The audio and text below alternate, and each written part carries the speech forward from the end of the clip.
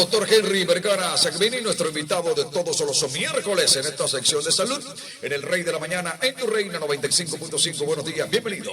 Muy buenos días, muchas gracias por el inmenso privilegio de estar por aquí, por la reina de la sintonía y de la solidaridad. Mire, hace algunos días recibí en mi consultorio del Centro Médico Los Ejecutivos un niño que, como dicen en los pueblos, tenía tabardillo. Niña Julia, ¿qué es eso de tabardillo?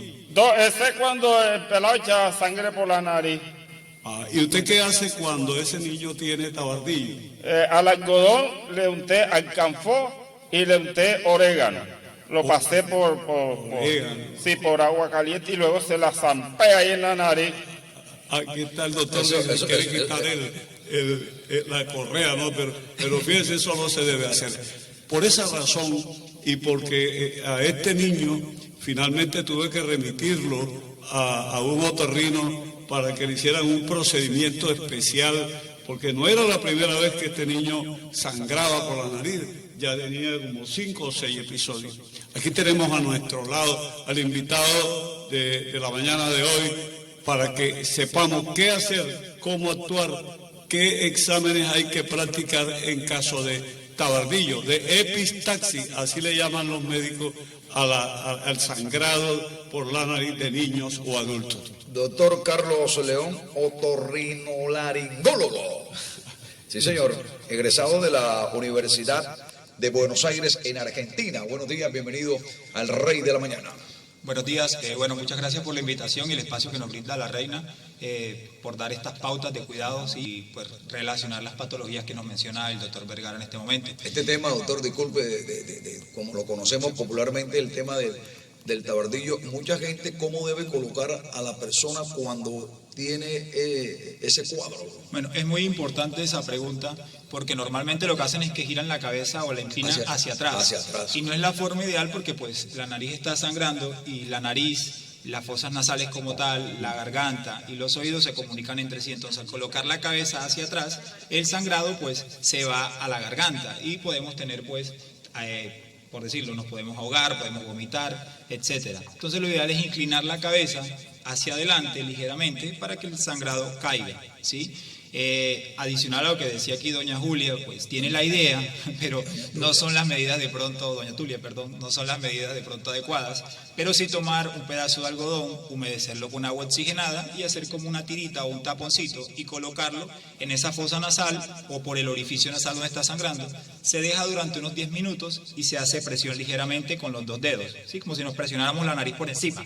Cuando nos tapamos la nariz cuando vamos a una piscina, que nos tiramos o algo, hacemos lo mismo. Entonces lo hacemos por 10 minutos. Si el sangrado no cede, puede ser recomendable asistir por el servicio de urgencias. ¿Cuándo hay que llevar al médico o un niño o un adulto con tabardillo? Es decir, cuando es una cosa elemental, sencilla, y otra muy distinta cuando el sangrado es muy amplio, es repetitivo. ¿Cuándo hay que llevarlo al médico para que lo evalúe? Ante estas medidas locales que se inician al principio, si por lo menos no cede después de 10 minutos, lo ideal es llevarlo por urgencias. Y después, pues si lo controlamos, pues sí podemos asistir por consulta externa, donde vamos a descartar las causas. La epistaxis o tabardillo, sangrado nasal, se pueden presentar por causas muy mínimas hasta causas muy grandes, como el caso del paciente que tuvo leucemia. Entonces las causas mínimas pueden ser unas causas locales, el solamente manipularnos la nariz con los dedos puede ocasionar sangrado. La resequedad de la mucosa nasal, o sea que se seca por dentro la piel de la nariz, también puede ocasionar sangrado. Los pacientes que tienen de rinitis también pueden ocasionar sangrado porque se suenan frecuentemente la nariz. Ya después está un traumatismo, un golpe, un traumatismo craneoencefálico, van a haber problemas de sangre como coagulopatías, tumores nasales, etcétera. Entonces va de lo más mínimo a lo más grande. Por eso entonces uno pide ciertos laboratorios, coagulograma, tiempo de coagulación, que son exámenes de sangre, pues para comenzar a descartar este tipo de patologías. Se puede pedir radiografía. Obviamente todos los pacientes, los síntomas son diferentes y el manejo pues va de acuerdo a eso. No es que el paciente me llegue y ya de entrada pues le voy a pedir todos los laboratorios, no, porque uno va descartando las causas y al examen físico nos damos cuenta que puede pasar. Así es. Doctor, antes que venga don Eddie, doctor Carlos León Otorrino, aquí en la ciudad de Cartagena, Este sangrado cuando se presenta por una o por las dos fosas nasales. Bueno, la nariz en realidad está irrigada por grandes vasos que son la carótida externa y la carótida interna, ¿sí? Entonces tenemos unos plexos donde llegan todos esos unas ramas de esos vasos sanguíneos. Entonces puede sangrar una o pueden sangrar las dos. Normalmente sangra una, pero entonces el paciente lo refiere o dice me sangran las dos fosas nasales, porque las fosas nasales al terminar la fosa nasal se comunica con la otra, entonces es como un caño, por decirlo así, un río donde le abren otra vía y pasa al lado, a la fosa nasal contralateral. O si no, simplemente puede sangrar por un lado. ¿Se complica un poquito más cuando esto sucede que cuando sale por una sola? No, señor. Lo que sí puede ser complicado es cuando de pronto el sangrado es posterior, que está mucho más atrás, porque ahí sí se requieren unas medidas pues más avanzadas, hacer unos taponajes que se pueden dejar por 48, 72 horas, en ocasiones se tiene que dejar el paciente internado, etcétera. Doctor, ¿esto lo produce la insolación? Es uno de los factores. El exponerse al sol también es una de las causas locales. Está muy bien la pregunta que me realizan. Entonces, normalmente el sol puede conllevar también a ocasionar estos sangrados nasales.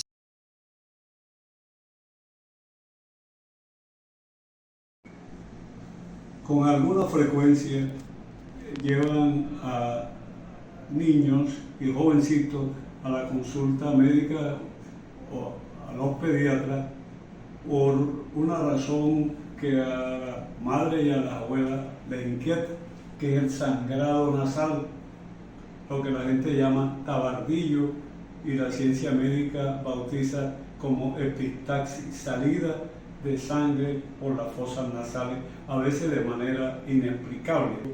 Van a encontrar en este video la forma adecuada de detener ese sangrado. Yo me voy a limitar a darle una serie de consejos. Cuando aparece el sangrado nasal, hay que averiguar la causa. Como quien dice, si uno tiene fiebre, la fiebre puede ser originada por 40, 50 enfermedades distintas.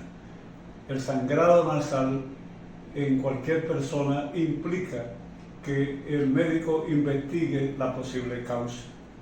En los niños, muy frecuentemente las gripas a repetición se meten además el dedito.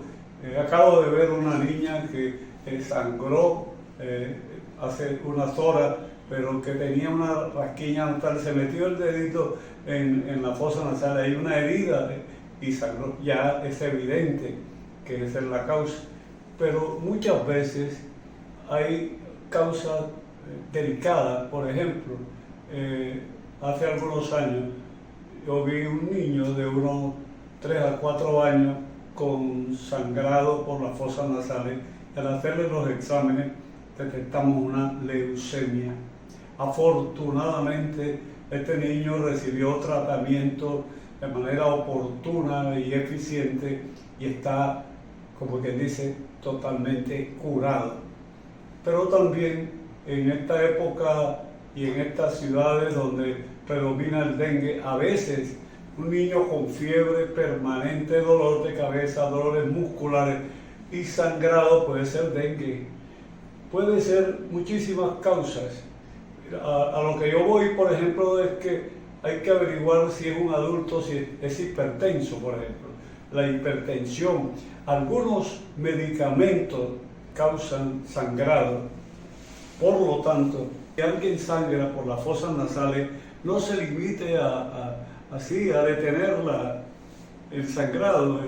El problema es averiguar qué está causando la epistaxis, qué está causando el tabardillo, como llamamos. Una vez conocida la causa, se va a esa causa y controlada la causa, controlada la epistaxis, controlado el tabardillo. Oigan bien, ante un sangrado nasal o cualquier otro sangrado, una pérdida de sangre de manera abrupta e inesperada, hay que buscar urgentemente qué la está originando.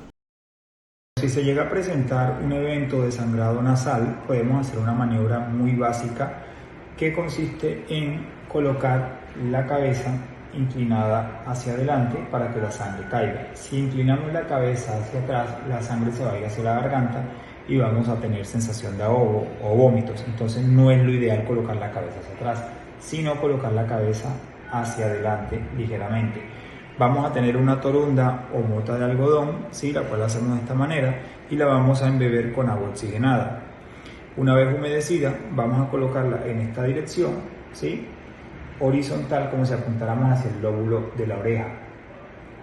La colocamos dentro de la fosa nasal y con la cabeza inclinada hacia abajo, tomamos el dedo índice y el pulgar y hacemos presión directa. Esa presión se va a hacer durante 10 minutos. Si no se ve el sangrado, la recomendación es asistir por urgencias para dar un manejo más adecuado, porque de pronto se requiere un taponaje anterior o posterior y hay que hacer estudios de laboratorio o radiografías para descartar otras patologías.